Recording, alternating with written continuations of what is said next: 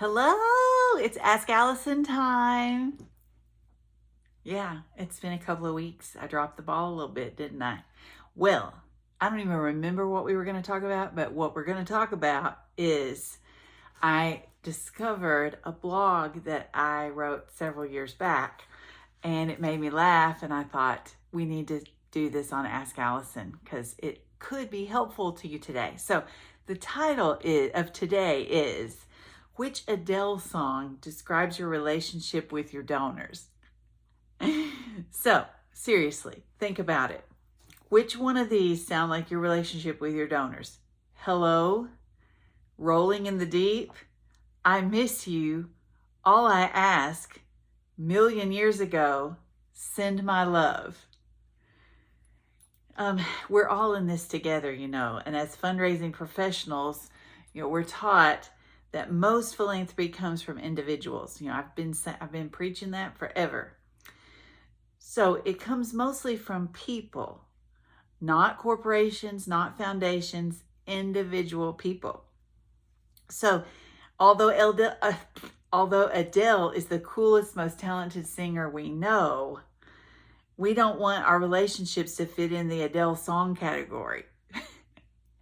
Because, I guess I miss you is not a good title when you're talking about your donor. You don't want to miss them. You want to see them all the time and hear from them all the time.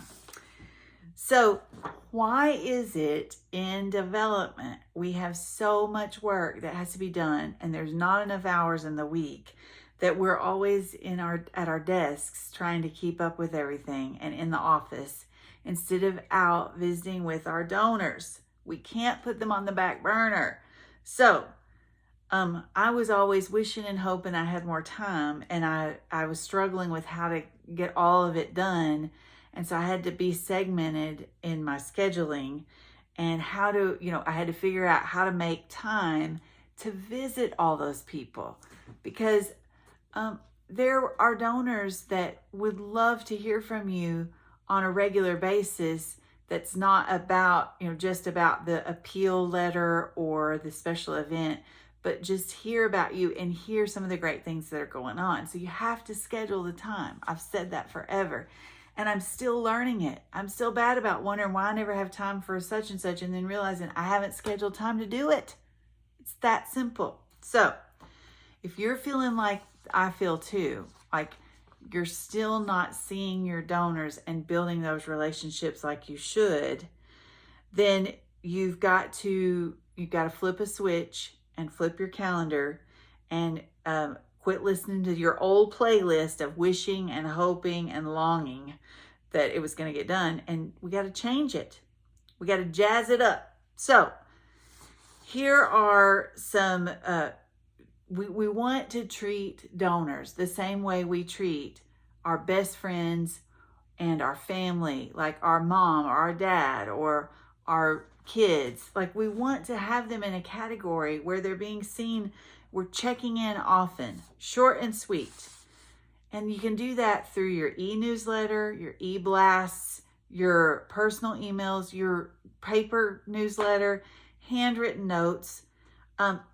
Do special treatment on certain days of the year, like notes of gratitude for holidays, birthdays. You can do little budget-friendly gestures.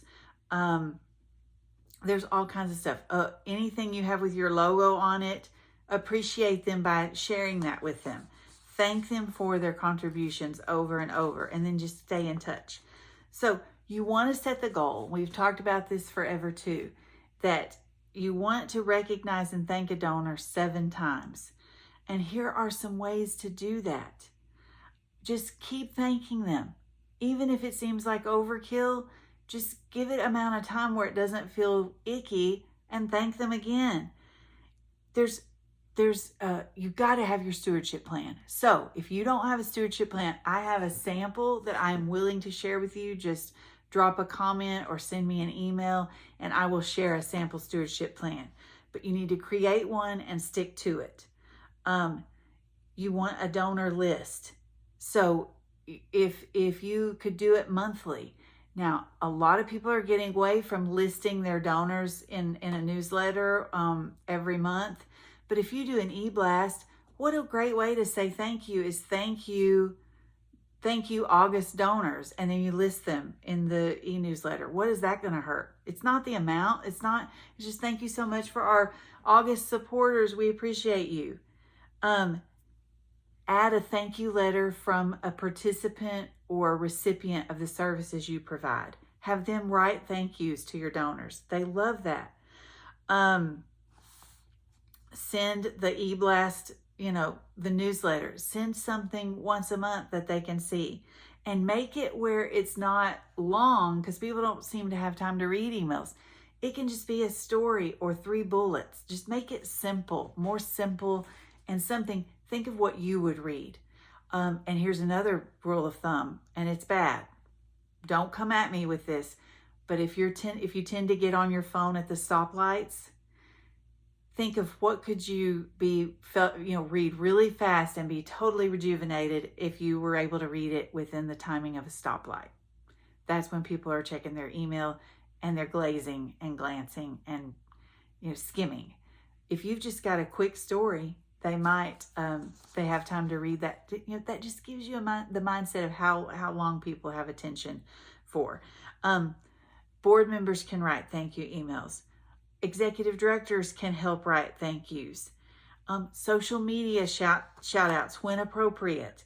At the bottom of whatever is generated from email or a printed acknowledgement letter, handwritten notes on the bottom of that. And the more you connect with your donors, the more stuff you can write down there. Thank you is great. Thank you so much. We appreciate you. Handwritten, love Allison. Or if you've just seen them and heard about some great thing, you say, it was so good to see you last week. Thanks again for this donation. Hope the party went real well. Like, that's the kind of stuff you want to write on the bottom of those generic letters that you send out. Something on the website. Is there a way to recognize people on your website that's not too intrusive? It's where appropriate, but I'm just trying to give you great ideas. A donor wall. Recognize them at the event. Like, we always recognize our sponsors, but what if you recognize your favorite volunteers or your favorite donors there that way too? On a screen or from the stage. Just get to know them. Schedule time with them. Find ways to make it comfortable. Include them in the latest news of the organization. Is there something you tell your board members every week? If you've got a top 40 donor list of the greatest donors of all time, they would want to know those things too. Ask them questions. Ask them for a tour. Then ask them what they're most passionate about. Ask them if they want to volunteer or be on a committee. Ask them if they would like to be on the board. Ask them if they have other friends that are passionate about your organization that they could bring for a tour. And keep telling them how much you appreciate them and what it means to the organization. If there's somebody that brings paper towels every month and that's their thing that they do, find a way to explain how that helps you. This saves us this much money on our Walmart shopping or on our Sam's run.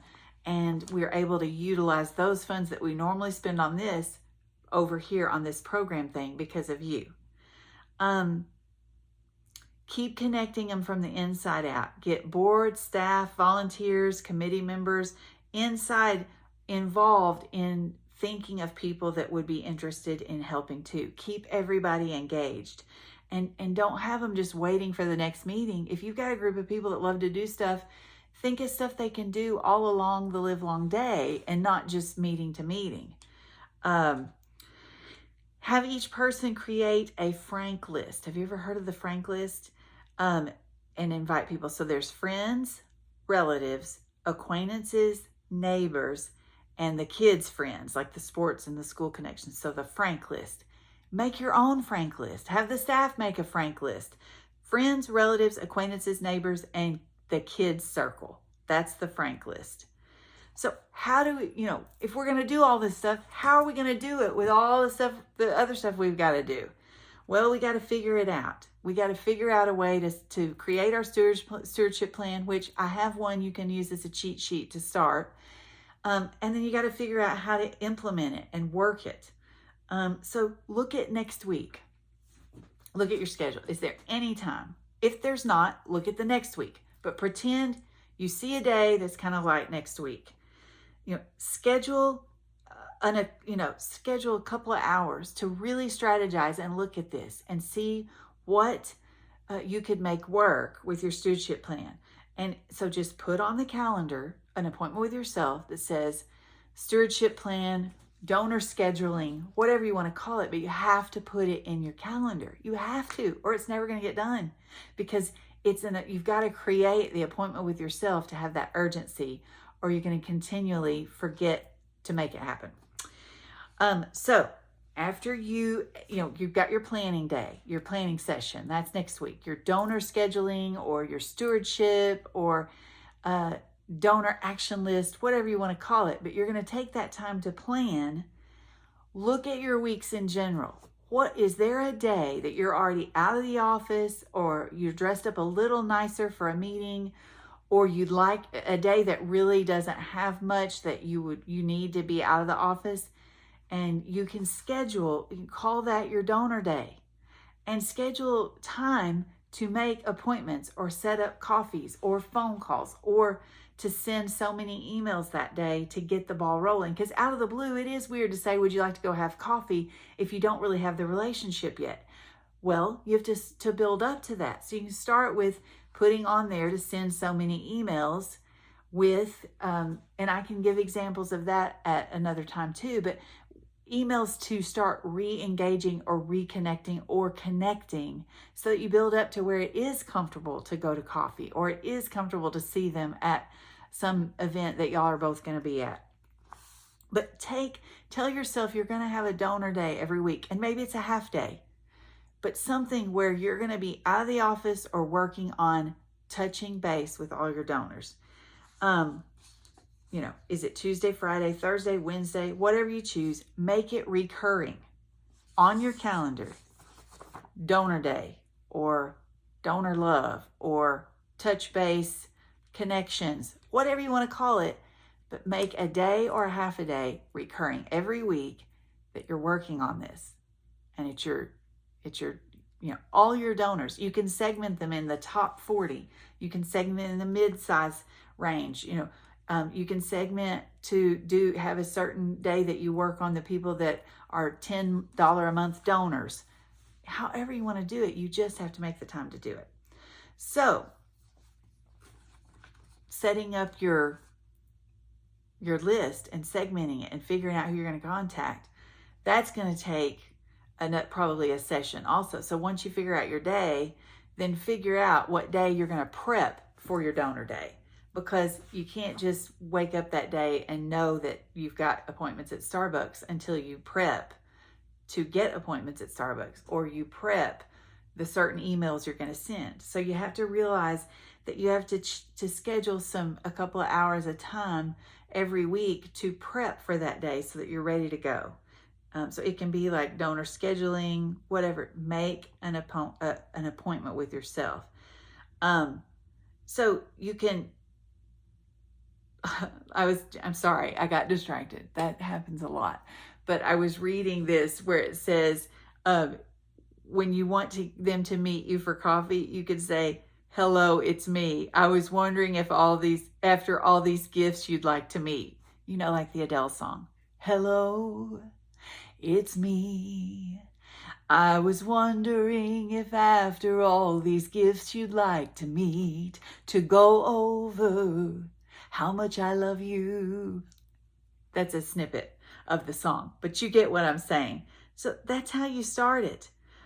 You want to start those connections so that then look at your calendar again and think about getting with some insiders or close friends or board members that love to make connections. There are board members out there that love to make connections. Have a powwow with them where y'all prospect and make the Frank list that I was talking about, and you think of how we can get everybody scheduled. Just taking time to do all this is the key. It's the key to making it happen, because if you don't, they're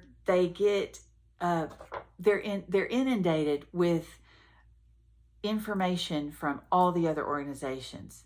And it truly comes back to the relationship they have with you. It's a relationship.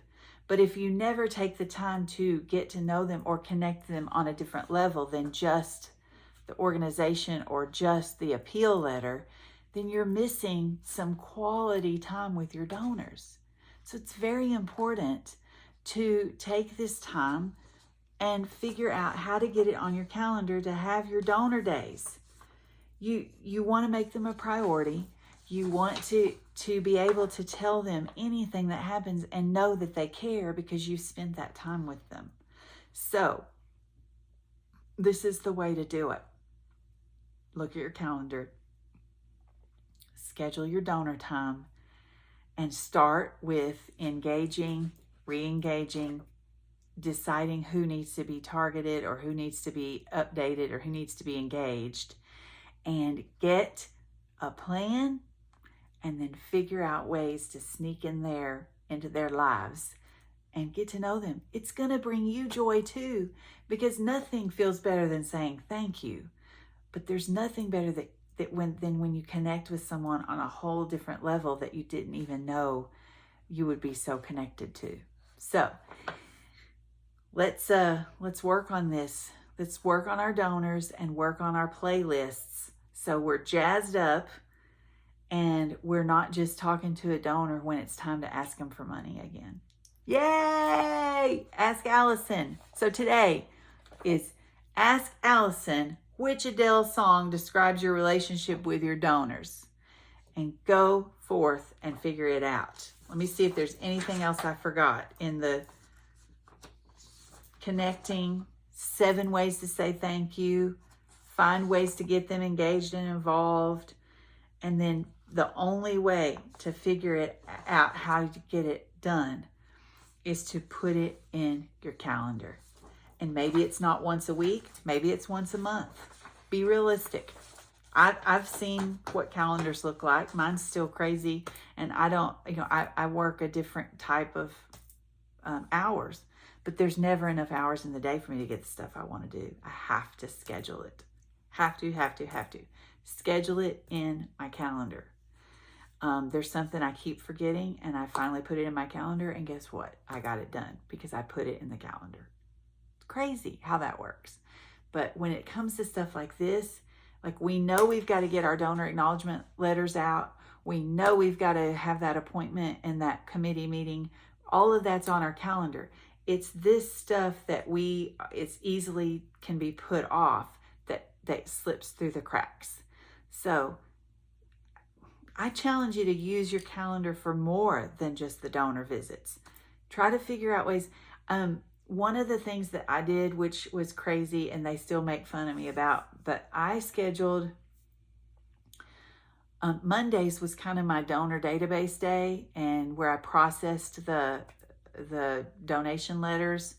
Or once I had a great coworker, and she did the processing of the letters. So I shifted and did other tasks on Monday. But I picked Monday because it's like you have to get recalibrated. Like you've been gone for the weekend, you come back, you can't remember where you left off Friday. So Monday, I always thought just work on the stuff that needs to get done on the desk. Tuesdays, I always had Rotary, so I was always going to be out. So I tried to schedule my appointments for Tuesdays because I looked a little nicer for Rotary. I was already going to be out, so schedule stuff away from the office on Tuesdays. Wednesdays, I tried to think about, I can't remember the whole schedule. I do remember this. On Fridays, about 2:30, that was when I would start my plan for the next week. And then I would have that in my head as I left on Friday afternoon.